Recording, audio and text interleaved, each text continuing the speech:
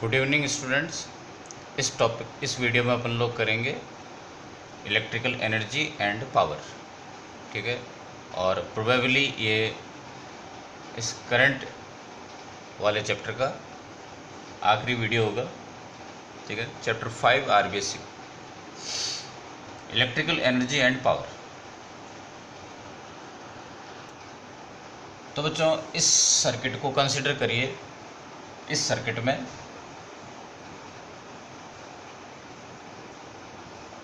एक resistor wire है, resistance है और वोल्टेज का सोर्स। तो करंट फ्लो हो रही है। ठीक है, करंट फ्लो होगी और करंट के फ्लो का मतलब है इलेक्ट्रॉन्स फ्लो हो रहे हैं। इलेक्ट्रॉन्स जो है फ्लो हो रहे हैं, उनकी डायरेक्शन करंट से अपोजिट होती है। ठीक है, यहाँ पर इस सेल की जो एनर्जी है वो इलेक्ट्रॉन्स को मिली। सेल के पास जो एनर्जी थी उसका नाम क्या था? Chemical energy. वो जब इलेक्ट्रॉन्स को मिल गई एनर्जी और इलेक्ट्रॉन्स उस एनर्जी को लेकर के चल पड़े। इलेक्ट्रॉन्स के मोशन को बोलते हैं ड्रिफ्ट मोशन। इलेक्ट्रॉन्स में ड्रिफ्ट मोशन क्रिएट हुआ। तो वो जो इलेक्ट्रॉन्स की एनर्जी है, जब वो ड्रिफ्ट मोशन कर रहे हैं, उस इलेक्ट्रॉन्स की एनर्जी को आप लोग बोलते हो इलेक्ट्रिकल एनर्जी। ठीक है, तो इलेक्ट्रॉन्स को मूव कराने के लिए जो कुछ भी वर्क करना पड़ा, कौन कर रहा है work? V potential difference work कर रहा है। पोटेंशियल का फॉर्मूला क्या होता है? पोटेंशियल डिफरेंस का। तो ये जो वर्क डन है, एक क्यू चार्ज को वी पोटेंशियल के एफर्ट से मूव कराने के लिए, डिस्प्लेसमेंट कराने के लिए जो वर्क होता है, उसका फॉर्मूला है W = QV। ठीक है, आप हमेशा किसी भी फॉर्मूले को वर्ड्स में कन्वर्ट करो, तभी आपको वो फॉर्मूला फ्रूटफुल होगा। फॉर्मूले को वर्ड्स में कन्वर्ट करना आना चाहिए। एक क्यू चार्ज है जिसको मूव करवा रहे हैं, और किस एफर्ट से? वी पोटेंशियल डिफरेंस के एफर्ट से मूव करवा रहे हैं। मूव करवाने में जो वर्क डन है, वो वर्क ही इलेक्ट्रिकल एनर्जी है। ठीक है, इसको आप करंट के फॉर्म में एक्सप्रेस कर सकते हो। I = होता है Q/T, तो Q = हो गया IT। ठीक है, इस तरह से जो है वर्क का फॉर्मूला आ गया VIT। ठीक है, ये वर्क डन है वी पोटेंशियल डिफरेंस के एफर्ट से I करंट फ्लो करवा रहे हैं, और T ड्यूरेशन तक के लिए। T क्या है? टाइम इंटरवल है, duration of the time interval. ठीक है ना, टाइम ड्यूरेशन है। T टाइम तक के लिए I करंट को फ्लो करवा रहे हैं वी पोटेंशियल डिफरेंस के एफर्ट से। तो इतना वर्क करना पड़ेगा। V का वैल्यू पुट कर सकते हो आप IR। तो एक नया फॉर्मूला आ गया I² RT। इस फॉर्मूले का नया फॉर्म आ गया I² RT। या I का वैल्यू पुट कर दीजिए आप V/R। तो एक और नया फॉर्म आ गया V²/R × T। ठीक है, V²/R × T। आपके पास में वर्क के 3 फॉर्मूले आ गए। VIT, V²/RT और I²R × T। ठीक है, इसका ध्यान रखो। ये T जो है वो टाइम नहीं है, टाइम ड्यूरेशन है, इंटरवल ऑफ टाइम है। ठीक है, आप इसको ΔT भी लिख सकते हो, जो अपन लोग पहले भी बोलते आए हैं। और अभी अपन लोग डेल्टा लगाओ मत लगाओ, लेकिन अपने को मन में पता होना चाहिए कि ये टाइम ड्यूरेशन है। ये जो वर्क है, ये वर्क इस सेल कर रहा है इलेक्ट्रॉन्स के ऊपर। और आप समझते हो कि जब भी वर्क डन होता है तो वो अल्टीमेटली एक एनर्जी से दूसरी एनर्जी में कन्वर्जन होता है उसका। ठीक है, 11th से अपन लोग बोलते आ रहे हैं कि whenever work is done then the process of work done is a conversion of some energy into another form. Energy का एक फॉर्म दूसरे फॉर्म में कन्वर्ट होता है। तो ये जो एनर्जी का एक फॉर्म था कौन सा, हीट से इलेक्ट्रिकल एनर्जी में कन्वर्ट हुआ, जिसको अपन लोग करंट, जिसका रिजल्ट निकला current flow. Chemical energy electrical energy में कन्वर्ट हुई और इलेक्ट्रिकल एनर्जी अल्टीमेटली हीट में कन्वर्ट हो जाएगी, यानी कि यही फॉर्मूला आपका हीट का हो जाएगा। हीट एनर्जी का फॉर्मूला भी यही होगा। आप हीट एनर्जी को H से रिप्रेजेंट कर रहे हो, ठीक है, हीट एनर्जी को H से रिप्रेजेंट कर रहे हो। तो हीट का फॉर्मूला हो गया ये तीनों ही फॉर्मूले हीट के हो गए। लेकिन ये जो पर्टिकुलर फॉर्मूला है हीट का, ये इस फॉर्मूले को इस तरह से डेराइव करने से पहले ही एक्सपेरिमेंटली जूल ने जो है एक्सपेरिमेंटली डेराइव कर लिया था, एक्सपेरिमेंटली इसको फाइंड आउट कर लिया था जूल ने। जूल के नाम पे इस फॉर्मूले को अपन लोग जानते हैं। This is called joules law, ठीक है। और वो क्या है कि H एक R रेजिस्टेंस में से I करंट फ्लो करवा रहे हैं T टाइम तक ड्यूरेशन के लिए। तो जो हीट प्रोड्यूस होगी वो I² के प्रोपोर्शनल होगी, रेजिस्टेंस के प्रोपोर्शनल होगी और टाइम ड्यूरेशन के प्रोपोर्शनल होगी, ठीक है। और ये सारा का सारा यूनिट सिस्टम इसमें SI सिस्टम है। बेशक हीट को भी आप जूल्स में लोगे तो, ठीक है ना। SI सिस्टम में हीट का यूनिट होता है जूल। यदि आप इसको कैलोरी में लेना चाहो, जैसा कि हीट की पॉपुलर यूनिट कैलोरी होती है, तब आपको यहाँ पे 1/4.1 आप जानते हो कि 1 कैलोरी होता है 4.18 जूल, ठीक है। 1 कैलोरी होता है 4.18 जूल। तो इस जूल को कैलोरी में कन्वर्ट करेंगे तो 1/4.18 I²RT, जो कांस्टेंट है यहाँ पर 1 है, यहाँ पर प्रोपोर्शनलिटी कांस्टेंट 1 है और यहाँ पर 1/4.18 हो जाएगा, जिसका वैल्यू 0.23 आता है। ये कोई बड़ा इशू नहीं है, ठीक है।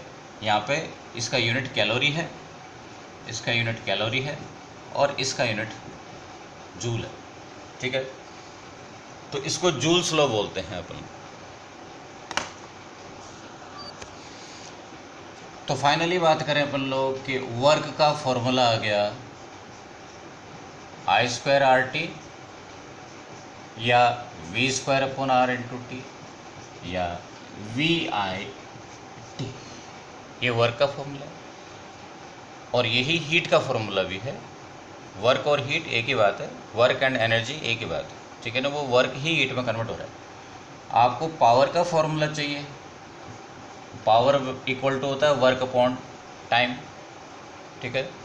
तो ये T जो है उसको उठा करके आप डिनोमिनेटर में डाल दो तो फॉर्मूला बन जाएगा, पावर का फॉर्मूला बन जाएगा I²R V²/R और VI, ठीक है। उसके बाद ये जो पावर है इसका यूनिट वॉट भी होता है। और जो हैवी मशीन्स हैं, फैक्ट्रियों में मशीन्स होती हैं, उन मोटर्स होती हैं, जनरेटर है, उनके पावर को आप किलोवाट मेगावाट में एक्सप्रेस करते हो, वो आपके रिक्वायरमेंट के हिसाब से है। एक और पॉपुलर यूनिट है पावर का हॉर्स पावर। 1 हॉर्स पावर 746 वाट के इक्वल होता है। लेकिन अभी प्रेजेंट टाइम में ये वाला जो यूनिट है वो पॉपुलर नहीं है, किलोवाट में बात करते हैं।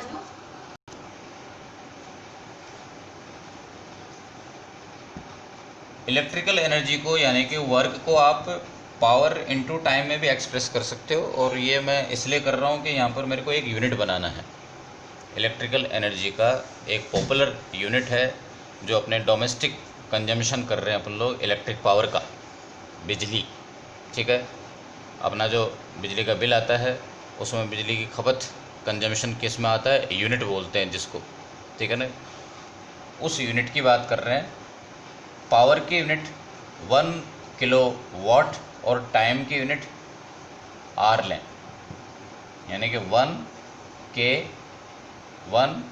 Kilo what are. इसको अपन लोग कॉमन नेम इसका यूनिट है, ठीक है ना, 1 यूनिट या फिर BTU। तो वो इंग्लैंड की कोई यूनिट सिस्टम है BTU, जिसको केवल अपन लोग कॉमनली यूनिट भी बोलते हैं। ठीक है, इट इज़ कॉल्ड 1 यूनिट। ठीक है ना, कॉमन लैंग्वेज में 1 यूनिट बोलते हैं। इसका फुल फॉर्म है किलोवाट आर। इसको जूल में कन्वर्ट करें, किलो का मतलब होता है 10 पावर 3, वाट का मतलब है जूल अपॉन सेकंड, और आर का मतलब है 3600 सेकंड। ठीक है, 3600 सेकंड। इकट्ठा करें तो 36 × 10⁵ या 3.6 × 10⁶ जूल। ठीक है, ये 1 यूनिट है। तो आपको देख करके और आश्चर्य होना चाहिए थोड़ा थोड़ा कि जब आप बोलते हैं कि 1 यूनिट का मतलब है 36 lakh unit, 36 lakh joule 1 unit होता है। और आप समझते हो कि 1 यूनिट कितना सस्ता है, हार्डली 5-7 रुपये उसकी कॉस्ट है, गवर्नमेंट जो लेती है आपसे। ठीक है, ओके।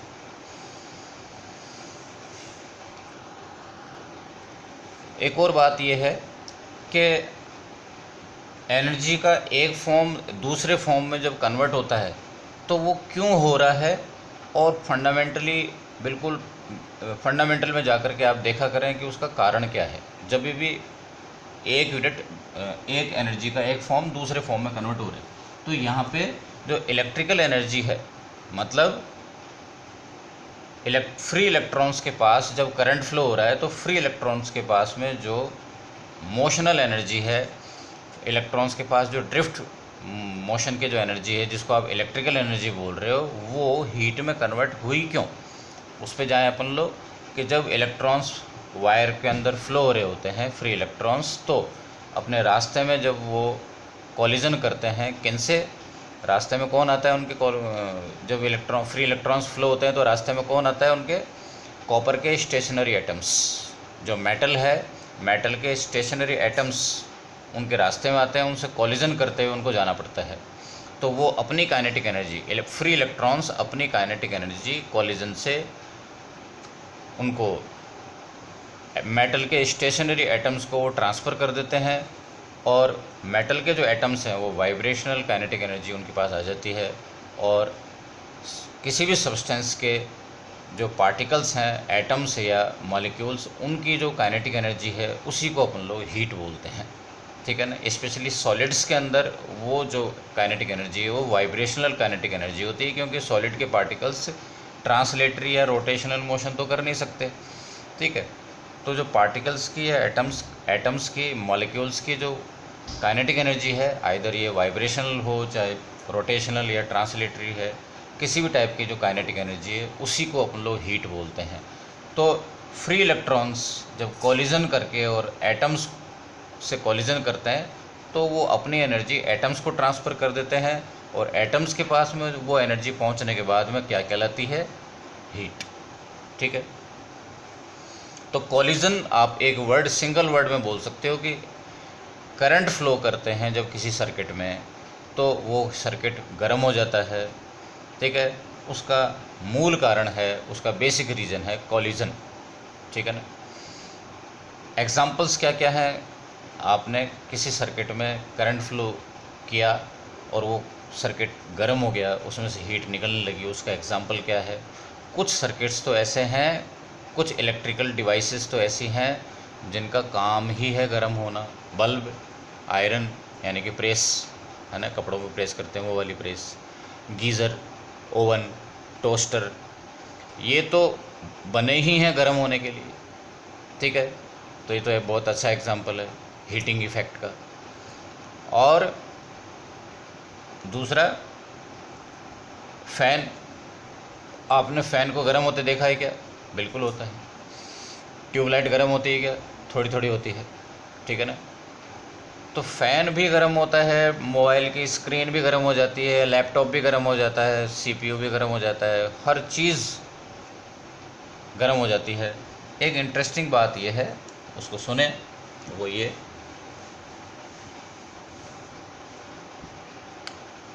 एक 100 वॉट का बल्ब है, जब उसको आप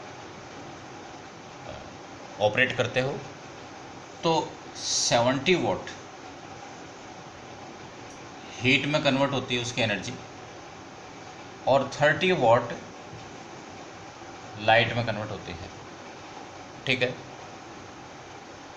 तो अपने मन में एक क्वेश्चन आ सकता है कि फिर तो इसमें 100 वॉट का बल्ब है, ये किसकी वैल्यू है? क्या 100 इसकी वैल्यू है? हीट की वैल्यू निकालने के लिए क्या आपको इसको 70% से मल्टीप्लाई करना पड़ेगा? नहीं, ये जो लाइट है ये भी अल्टीमेटली हीट में ही कन्वर्ट हो जाती है। तो ये सुन करके अजीब लगेगा कि लाइट कहाँ से हीट में कन्वर्ट होने लगी। जब भी लाइट बल्ब में से निकलेगी, किसी सरफेस पे फॉल होगी, वो सरफेस उस लाइट को एब्जॉर्ब करेगी और वो सरफेस अल्टीमेटली गर्म हो जाएगी। बहुत ज़्यादा नहीं, लेकिन वो अपने को ऑब्जर्व नहीं होगा, लेकिन अल्टीमेटली लाइट भी हीट में ही कन्वर्ट होगी। तो आप इसमें ये नहीं सोचें कि ये फार्मूला गलत हो गया, ठीक है ना। कई बार अपने को ऐसा लगता है कि ये फार्मूला किसके लिए एप्लीकेबल है कि इलेक्ट्रिकल पावर कंप्लीटली हीट में कन्वर्ट हो गई हो तब जा कर के एप्लीकेबल है। नहीं, इलेक्ट्रिकल पावर कंप्लीटली हीट में ही कन्वर्ट होती है, चाहे डायरेक्टली चाहे इनडायरेक्टली, ठीक है। लाइट में भी कन्वर्ट हो रही है तो भी वो अल्टीमेटली हीट में ही कन्वर्ट होगी। एक बात करें ट्यूबलाइट की, 100 वॉट की ट्यूबलाइट है सपोज, उसके अंदर कुछ ऐसा होता होगा, 30 वॉट हीट में कन्वर्ट होती है और 70 वॉट लाइट में कन्वर्ट होती है।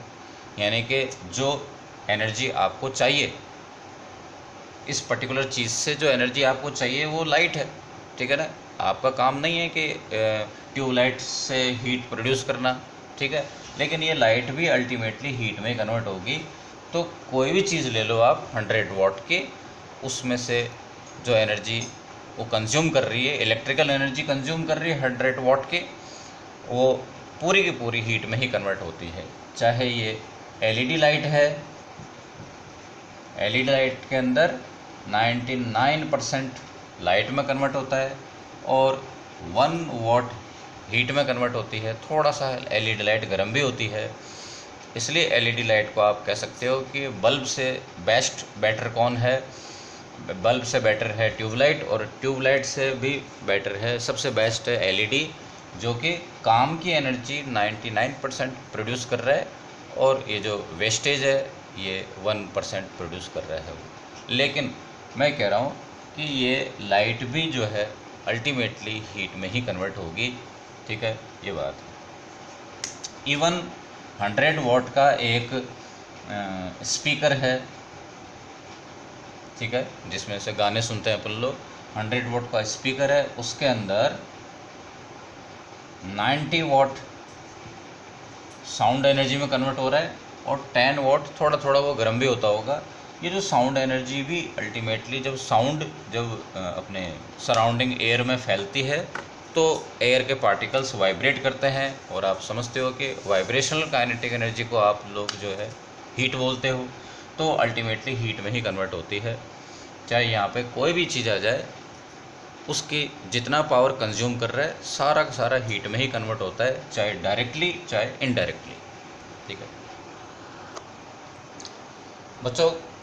अब जो कुछ भी अपन ने इस टॉपिक में पढ़ लिया है उसके एग्जांपल्स या एप्लीकेशंस की बात करते हैं, ठीक है, कि डेली लाइफ में या कहीं भी आपने इसके एग्जांपल कहाँ यूज़ करेंगे। एक बहुत अच्छा इंटरेस्टिंग बात है, एक सर्किट है, ठीक है, अंडरस्टूड है, इसमें सेल भी कनेक्टेड है, उसमें दो रेजिस्टेंसेस हैं, सीरीज में कनेक्टेड हैं, ऑब्वियसली उनमें करंट सेम होगी, सीरीज में तो करंट सेम होगी। आपके पास में हीट के दो फॉर्मूले हैं, एक तो है I²R, ठीक है, या पावर के फॉर्मूले हैं, और एक पावर का फॉर्मूला है आपके पास V²R। आपको कंपैरिजन करना है कि कौन से रजिस्टर में, कौन से डिवाइस में ज़्यादा पावर कंज्यूम हो रही है, ज़्यादा पावर प्रोड्यूस हो रही है, ठीक है। तो आप कौन सा फॉर्मूला यूज़ करोगे? I दोनों में सेम है तो ये वाला फॉर्मूला यूज़ करेंगे, ये वाला यूज़ नहीं करेंगे, ठीक है। और क्या फॉर्मूला, ये वाला फॉर्मूला ये क्या कंक्लूड कर रहा है कि जिसमें रेजिस्टेंस ज़्यादा होगा उसमें पावर जो प्रोड्यूस होगी, हीट के फॉर्म में जो पावर प्रोड्यूस होगी या पावर कंज्यूम होगी, जो भी एक ही बात है, वो जिसमें रेजिस्टेंस ज़्यादा है उसमें ज़्यादा पावर कंज्यूम होगी, ठीक है। इसका एग्जाम्पल, सीरीज़ में दो चीज़ें लगी हुई, उनका एग्जाम्पल देखिए। ये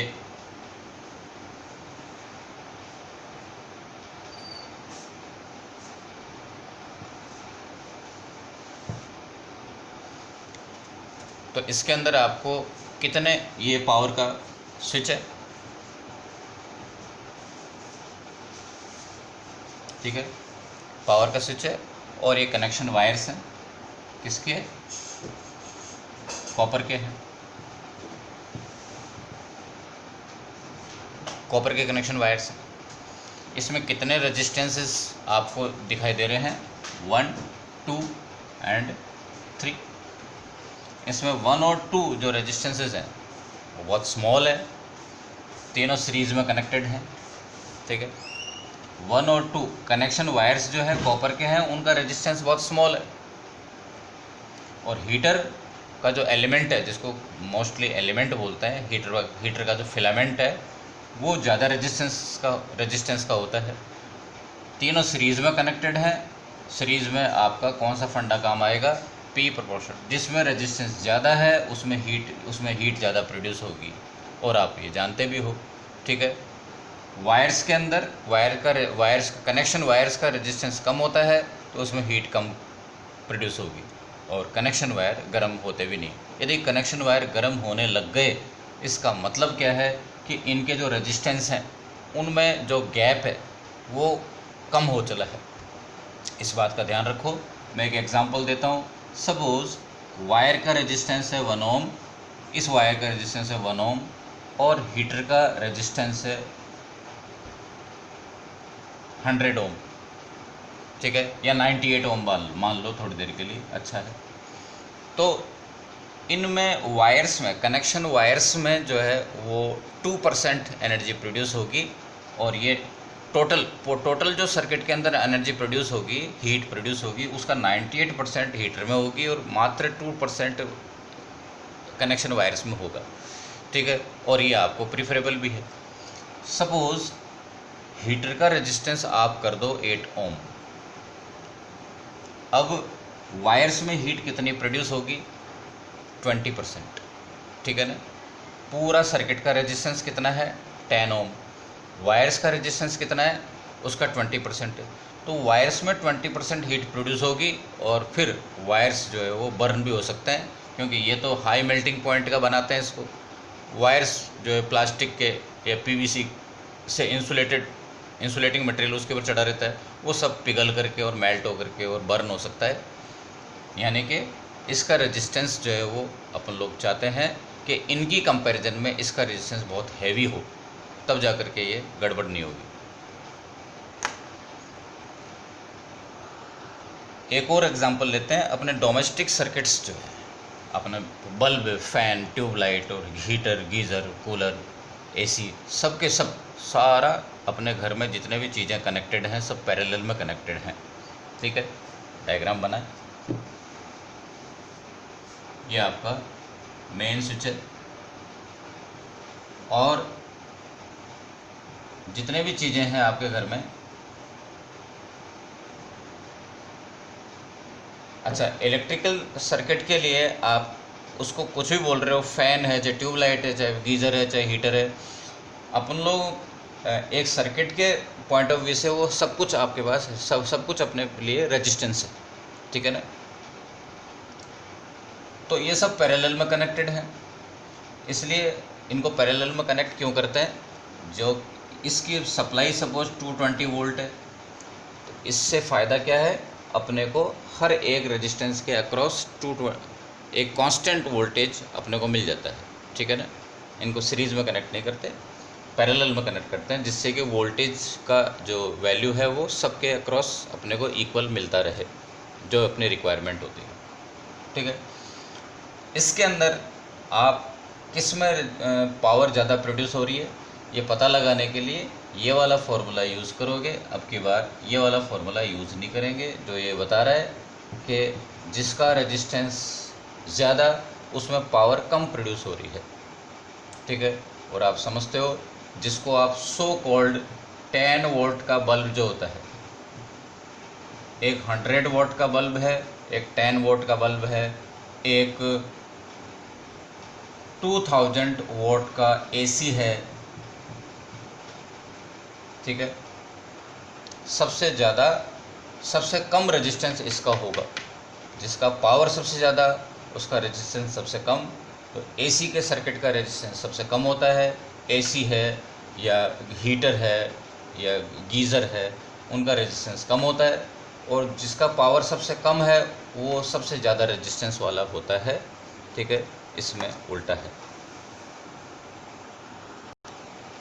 यहाँ पर एक काफ़ी पॉपुलर एग्जांपल होता है, बात होती है फ्यूज़ की, ठीक है। क्योंकि आजकल इलेक्ट्रिक सर्किट्स में, अपने डोमेस्टिक इलेक्ट्रिक सर्किट में फ्यूज़ तो लगाते नहीं हैं, फिर भी बुक्स में है, पुरानी बात है, चलती आ रही है। फ्यूज़ की जगह आजकल अपन लोग लगाते हैं MCB, मिनिएचर सर्किट ब्रेकर। पुराने टाइम में MCB नहीं चला करती थी या महंगी होती थी, तो फ्यूज़ वायर लगाते थे, वो सस्ता होता है। सस्ता से मतलब उसकी तो कोई कॉस्ट ही नहीं होती, जस्ट एक वायर होता है, ठीक है। फ्यूज़ वायर की बात करते हैं। ये आपका मेन स्विच बोर्ड है और ये सपोज टेलीविज़न है, LED टीवी है, इसका रेजिस्टेंस सपोज 100 ओम है, ठीक है। आपने यहाँ पे फ्यूज़ वायर लगा रखा है,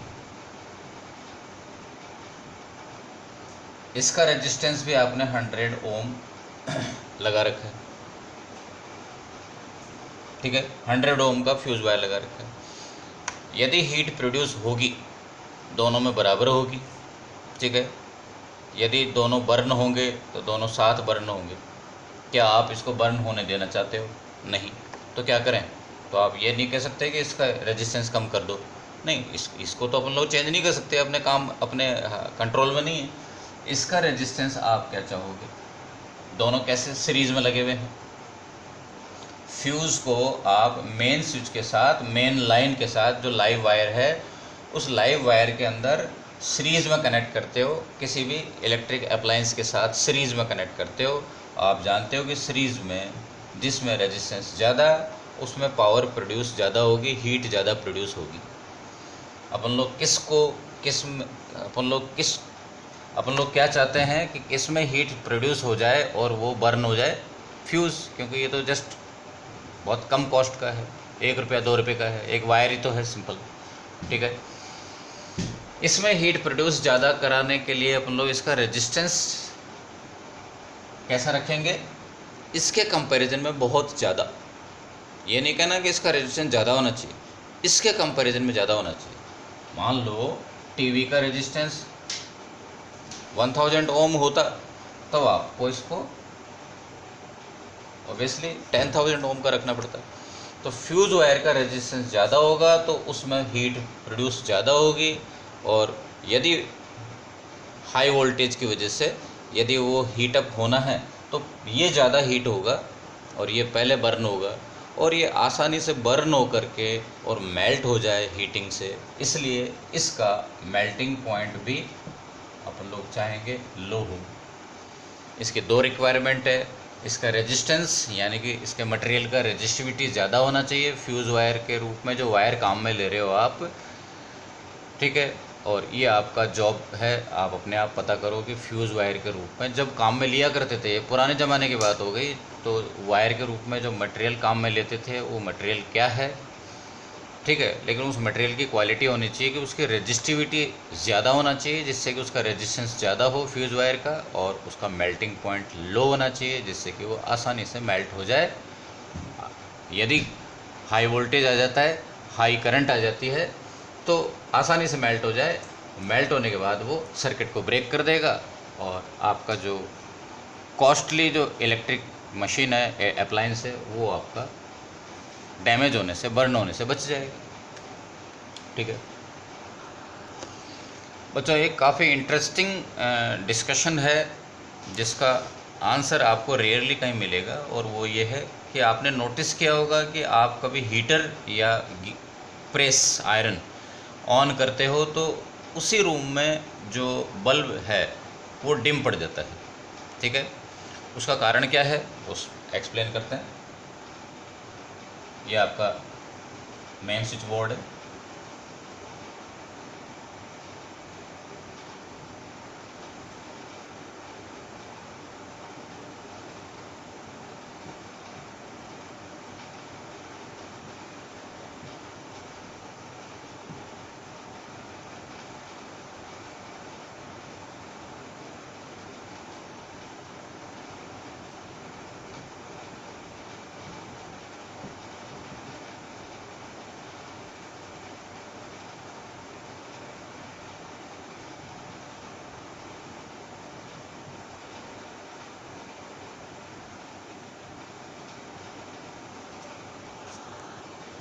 तो इस सर्किट की तरफ देखो बच्चों, मेन स्विच से लाइन आ रही है, और उसके अंदर पैरेलल में, ओबियसली पैरेलल में कनेक्टेड होते हैं, दो चीज़ें कनेक्टेड हैं।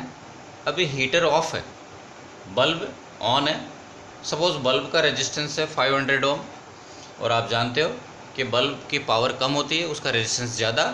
पैरेलल में चीज़ें कनेक्टेड है, उनमें पावर और रेजिस्टेंस में ऐसा रिश्ता होता है, ठीक है।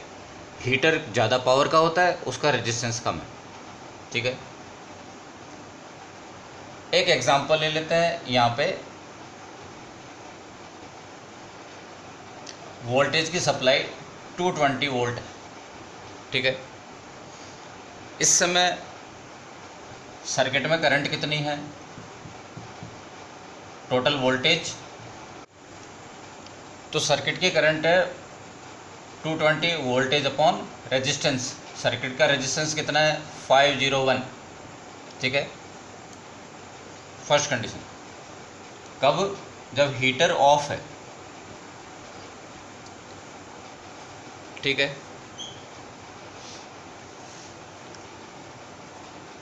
जब हीटर को ऑन किया, सेकंड कंडीशन, जब हीटर को ऑन किया, इस समय टोटल रेजिस्टेंस कितना है 500 और 100 का पैरेलल में कॉम्बिनेशन करें, कितना हो गया 500 और 100 को पैरेलल में कनेक्ट करें तो कितना हो गया 500 प्रोडक्ट अपॉन सम,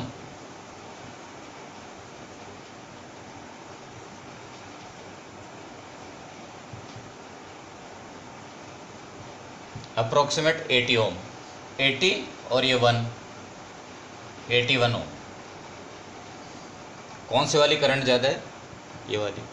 और ये अपने को डायरेक्ट भी अपने कॉमन सेंस में है कि जब भी आप किसी कोई सर्किट में हैवी इलेक्ट्रिकल मशीन लगा देते हो तो सर्किट की करंट बढ़ जाती है, ठीक है।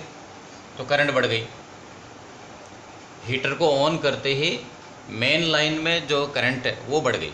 ये इस जगह की करंट है, ये वाली करंट कैलकुलेट कर रहे हैं अपन लोग। मेन लाइन में करंट बढ़ जाएगी, ठीक है। इसका V का वैल्यू कितना होगा, जो कनेक्शन वायर है उसके अक्रॉस पोटेंशियल डिफरेंस कितना है IR। इसका R तो फिक्स है, तो फर्स्ट केस में करंट कम है तो पोटेंशियल ड्रॉप, कनेक्शन वायर्स में जो पोटेंशियल का खर्चा हो रहा है, पोटेंशियल का जो कंट्रीब्यूशन है, पोटेंशियल डिफरेंस का जो कंजम्पशन है, वो फर्स्ट केस में करंट कम है तो V भी कम है। करंट बढ़ गई, हीटर को ऑन करते ही करंट बढ़ गई, करंट बढ़ गई तो वी भी बढ़ जाएगा। यानी कि 220 वोल्ट में से कनेक्शन वायर जो अपना हिस्सा ले रहे हैं वो हिस्सा यहाँ पे बढ़ जाएगा हीटर ऑन करते ही।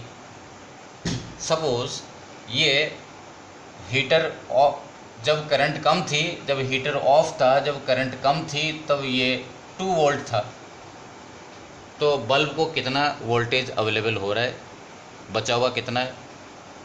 220 में से 2 वोल्ट तो कनेक्शन वायर खा गया, बचा हुआ कितना इसको मिल रहा है? 218 वोल्ट।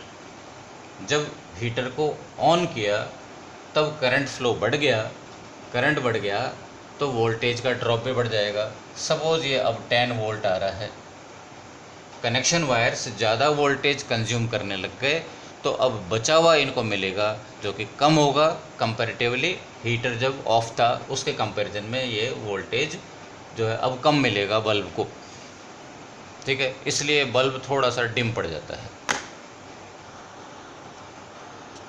एक और इंटरेस्टिंग एग्जांपल है बच्चों, अपन लोग बात कर रहे हैं power consumption in connection wire, ठीक है, और अपन लोग कौन से कनेक्शन वायर की बात कर रहे हैं? जो आपके सिटी में इलेक्ट्रिक पावर ला रहे हैं उस कनेक्शन वायर की बात कर रहे हैं, जो बड़े बड़े हाई मास्ट टावर्स से होती हुई आ रही है। बहुत ऊंचे ऊंचे टावर्स के से जो बिजली के वायर्स आ रहे हैं उन कनेक्शन वायर्स की बात कर रहे हैं। उन कनेक्शन वायर्स में पावर का कंजम्पशन हो रहा है, ठीक है ना। जो करंट कैरिंग वायर्स हैं जो इलेक्ट्रिक पावर को लेके आ रहे हैं, ट्रांसमिशन टावर्स हैं जो उनमें भी पावर कंजम्पशन होता है, जो कि अनडिज़ायरेबल है, अनवांटेड है, उनको अपन लोग चाहते हैं कि वो मिनिमम हो। खैर, पावर का फॉर्मूला होता है I² R। आर कौन सा? कनेक्शन वायर का रेजिस्टेंस। जिस चीज़ का रेजिस्टेंस, जिसके पावर के कंजम्पशन की बात कर रहे हैं उसी का रेजिस्टेंस आएगा, तो ये कनेक्शन वायर्स का रेजिस्टेंस है। करंट क्या हिसाब से होगी? करंट तो उस हिसाब से होगी जिस हिसाब से वो जो लोड है, जो पावर कंज्यूमिंग डिवाइस है, पावर कंज्यूमिंग जो सर्किट है, उसको अपन लोग लोड बोला करते हैं, कॉमन लैंग्वेज में लोड बोलते हैं उसको। तो जो लोड है वो डिसाइड करेगा कि उसको करंट कितनी चाहिए। गीज़र को ज़्यादा करंट चाहिए, फ्रिज को कम करंट चाहिए, एक ट्यूबलाइट को और भी कम करंट चाहिए, लैपटॉप को और भी कम करंट चाहिए। वो अपने अपने रिक्वायरमेंट के हिसाब से करंट ड्रॉ करते हैं, ठीक है, मेन स्विच से, मेन लाइन से। करंट का फॉर्मूला होता है पावर अपॉन वोल्टेज। इसको समझें कि ये कौन सा पावर है? This is the power of the load and this voltage of supply, ठीक है, जो अपने इंडिया में 220 वोल्ट है। पावर, लोड का पावर जो पर्टिकुलर इलेक्ट्रिक सर्किट है उस पर डिपेंड करेगा कि पावर। आप कह सकते हो इसके अंदर कि कनेक्शन वायर्स का जो रेजिस्टेंस है, सपोज़ वो आपने जितनी कोशिश करी मिनिमम कर दिया, क्योंकि आपको इसको मिनिमम रखना है जिससे कि पावर कंजम्पशन कम से कम हो। जितना हो सकता था मिनिमम कर लिया, और ये भी एक प्रकार से कांस्टेंट हो गया, ठीक है ना। जितना कोशिश करी थी मिनिमम कर लिया। लोड का जो पावर है, जो कि आपके रिक्वायरमेंट है, वो भी फिक्स है, ठीक है, वो वेरिएबल नहीं है। जितनी ज़रूरत है उतना पावर आपको लोड को देना है, ये भी फिक्स है। अपन लोग बात कर रहे हैं इसकी, ये कांस्टेंट है तो ये तो प्रोपोर्शनलिटी कांस्टेंट में चले गए, बच गया ये, यानी कि power consumption in the connection wire is inversely proportional to the supply voltage, और उसके स्क्वायर के साथ इन्वर्सली प्रोपोर्शनल, ठीक है। मतलब है कि आप सप्लाई वोल्टेज का वैल्यू जितना ज़्यादा रखोगे, जो अनवांटेड पावर कंजम्पशन है कनेक्शन वायर्स में वो उतना ही कम होगा। आपको मालूम है कि सप्लाई वोल्टेज इंडिया में 220 वोल्ट है और यूएसए में 110 वोल्ट होता है, यानी कि ये बेटर है। वोल्टेज जितना ज़्यादा होगा कनेक्शन वायर्स में पावर कंजम्पशन उतना ही कम होगा। तो इंडिया का जो पावर सप्लाई है 220 वोल्ट है, वो बेटर है। यूएसए में एग्जांपल है, यूएसए में 110 होता है, वो गलत है। ठीक है, तो बच्चों एक और बात करते हैं अपन लोग जो न्यूमेरिकल पॉइंट ऑफ व्यू से आपको बेनिफिशियल होगी, और वो ये है, सपोज एक बल्ब है, बल्ब के ऊपर लिखा होता है 100 वाट 220 वोल्ट। इसका मतलब है कि यदि ये जो इफ़ वाला जो वर्ड, ये एक तरह से आप कह सकते हो हिडन है, ऐसे लिखा नहीं होता है बल्ब के ऊपर, तो ये दो डेटा लिखे हुए हैं। इसका मतलब है कि यदि आप बल्ब को 220 वोल्ट सप्लाई के साथ कनेक्ट करोगे तो वो 100 वाट का पावर कंज्यूम करेगा। इस बात को समझो, ज़रूरी नहीं है कि एक बल्ब हमेशा ही 100 वाट पावर कंज्यूम करे। यदि उसको कम वोल्टेज के साथ कनेक्ट कर रहे हो तो कम पावर कंज्यूम करेगा, ज़्यादा वोल्ट के साथ उसको कनेक्ट करोगे तो वो ज़्यादा पावर कंज्यूम कर सकता है, और हो सकता है ज़्यादा पावर कंज्यूम करेगा, और हो सकता है कि वो ज़्यादा पावर कंज्यूम करके ज़्यादा हीटअप हो करके और फ्यूज़ हो जाए। ठीक है ना।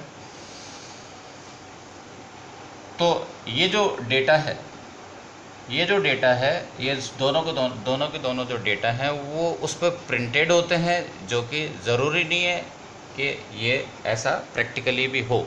ठीक है ना। जब आप उसको यूज़ करें तब आप यदि 220 वोल्ट यूज़ करते हैं तो 100 वाट का वो पावर कंज्यूम करेगा। एक छोटा सा न्यूमेरिकल की बात करते हैं।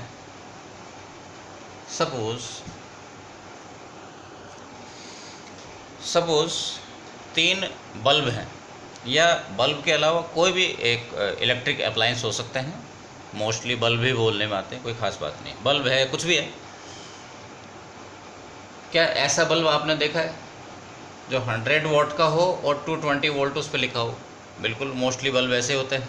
ठीक है, बल्ब आजकल चलता नहीं है, मैं उस बल्ब की बात कर रहा हूँ, कोई बात नहीं, लेकिन अपने पास में 220 वोल्ट की सारी मशीनें होती हैं और 100 वाट की। ऐसा बल्ब भी होता है कि कभी?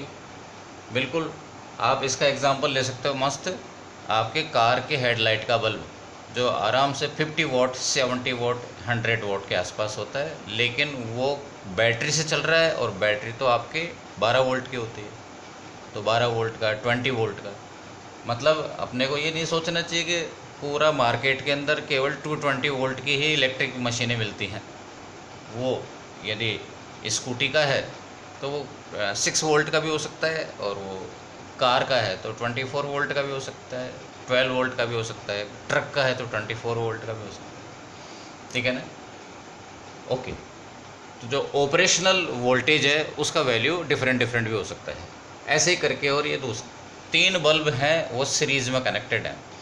ये जो रेड में जो डेटा लिखा हुआ है, ये वो डेटा है जो उस बल्ब के ऊपर प्रिंटेड है। ठीक है, बल्ब के ऊपर प्रिंटेड है, लेकिन आप इनको जो सप्लाई दे रहे हो, जो वोल्टेज अवेलेबल करा रहे हो, वो डिफरेंट है। सपोज़ वो वोल्टेज है 100 वोल्ट। ठीक है, 100 वोल्ट है, तो क्या इसके अक्रॉस अब 220 वोल्ट होगा क्या पोटेंशियल डिफरेंस? नहीं, इस 100 वोल्ट में से ये सब लोग अपना हिस्सा बटाएंगे। ठीक है, ये 100 वोल्ट डिस्ट्रीब्यूट होगा इन सब के अंदर, इसको तो अभी 100 से भी कम मिलेगा, तो क्या होगा, कम डिम जलेगा ये बल्ब। ठीक है ना। इसमें जो पावर, इसके ऊपर जो पावर लिखी हुई है 100 वाट, उसके कंपैरिजन में एक्चुअल जो पावर कंजम्पशन है वो कम होगा, ऑब्वियस बात है। ओके, लेकिन ये डेटा फिर काम में क्या आएगा? ये डेटा आपको, पावर का फॉर्मूला क्या है, V²/R। R का वैल्यू क्या हो गया, V²/P। ये V और P का वैल्यू पुट करिए,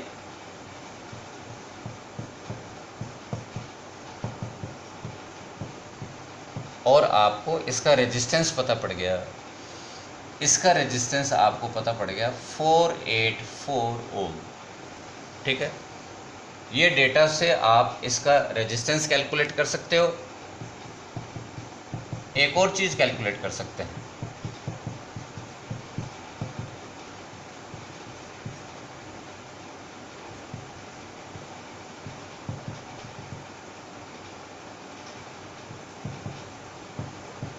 क्या ये कौन सी करंट है? ये मैक्सिमम करंट है जिस पर ये बल्ब विथस्टैंड कर सकता है, मैक्सिमम करंट है जिसको ये झेल सकता है। इससे ज़्यादा करंट यदि सर्किट में हो जाएगी, इस पर्टिकुलर चीज़ में से ये ज़्यादा करंट, इससे ज़्यादा करंट फ्लो हो जाएगी तो ये फ्यूज़ हो जाएगा, डैमेज हो जाएगा, हीटअप होकर के और मेल्ट हो जाएगा। ठीक है, ओके, ये डेटा अपने को यहाँ पे काम में नहीं आ रहा।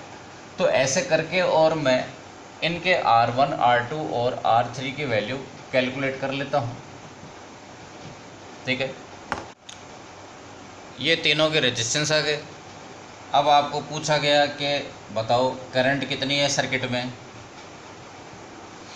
ठीक है, तो आप ये मत बोल देना अभी कैलकुलेट करी थी, नहीं, वो तो मैक्सिमम अलाउेबल करंट थी कि इतनी करंट मैक्सिमम अलाउड है इस पर्टिकुलर बल्ब में से।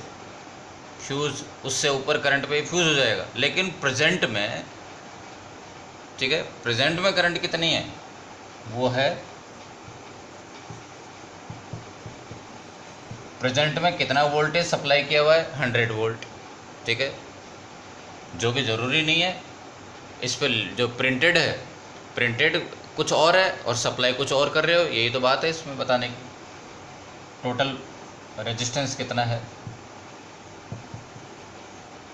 ठीक है, इससे आपका करंट का वैल्यू कैलकुलेट हो जाएगा। ठीक है, और सपोज ये करंट आ गया 0.2 एम्पियर। मैं रफ़ कैलकुलेशन कर रहा हूँ, मेरा पर्पस जो है आपको कैलकुलेशन में नहीं बल्कि आपको एक संदेश देना चाहता हूँ, वो सुनी। तो करंट फ्लो हो रही है सर्किट में सपोज 0.2 एम्पियर। ठीक है, तो फर्स्ट वाले बल्ब में पावर कितनी कंज्यूम होगी? P1 डैश, डैश किसके लगा रहा हूँ मैं? This is actual power consumption in the first bulb. ये कौन है? It is the power which is printed on the bulb and this is power which is actually consumed in this particular condition. और वो formula क्या है? I² R1, I का value 0.2 square, इसका value 484, और ये जो आएगा ये इस बल्ब में एक्चुअल पावर कंजम्पशन आएगा। ठीक है, कितना आ रहा है? तो ये पावर कितना आया? अप्रोक्स 20 वॉट आया। इसके अंदर पावर कंजम्पशन कितना आ रहा है? P1 dash is 20 what. आपने देखा कि बल्ब पे भले ही कंपनी ने 100 वाट लिख दिया, ये तो कंपनी ये कह रही है कि 220 वोल्ट पर आप इसको सप्लाई दोगे, 220 वोल्ट की सप्लाई दो तो 100 वोल्ट कंज्यूम करेगा। लेकिन आप सप्लाई दे ही नहीं रहे हो, आप तो तीनों में मिला करके बेचारे को 100 वोल्ट दे रहे हो, उन तीनों को मिला करके। ठीक है ना, तब इसमें वोल्टेज सप्लाई इसको कम मिल रही है तो पावर की कंजम्पशन भी कम होगा। ये 20 वॉट के कंज्यूम करेगा, यानी कि डिम जलेगा ये वाला बल्ब। ठीक है, इसी तरह से P2 डैश I² R2 और ये 0.04 मल्टीप्लाइड बाई R2 8, ये तो बहुत ही डिम जलेगा। ये तो इस P2 डैश का वैल्यू तो 0.032 वॉट होगा, ये तो बहुत ही कम डिम जलेगा। ठीक है, और कोई इससे कोई रिलेशन करने की कोशिश मत करना कि ये कम वाट वाला कम जलेगा, वो कुछ नहीं है। बहुत सारा डेटा है, इधर उधर हो रखा है, किसका वोल्टेज ज़्यादा है, किसी का पावर ज़्यादा है, रेटेड वोल्टेज रेटेड पावर ज़्यादा है, ये सब चीज़ें हैं, उन पर डिपेंड करेगा। ठीक है, और इसी तरह से इसका पावर भी कैलकुलेट कर लेंगे, ये बात।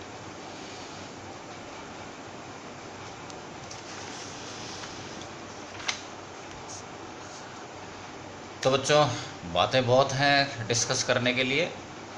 ठीक है, तो अपन लोग इस वीडियो को यहीं ख़त्म करते हैं। और ये आपका RBSC का चैप्टर 5 का लास्ट वीडियो, लास्ट टॉपिक था। और CBSE का जो है फर्स्ट पार्ट, इस चैप्टर का जो करंट वाला चैप्टर है उसके फर्स्ट पार्ट का आखिरी टॉपिक था। ठीक है, उसके बाद में अपन लोग करेंगे इलेक्ट्रिक सर्किट्स, और वो नेक्स्ट वीडियो में आएगा। तब तक के लिए जयराम जी की नमस्कार, बाय बाय।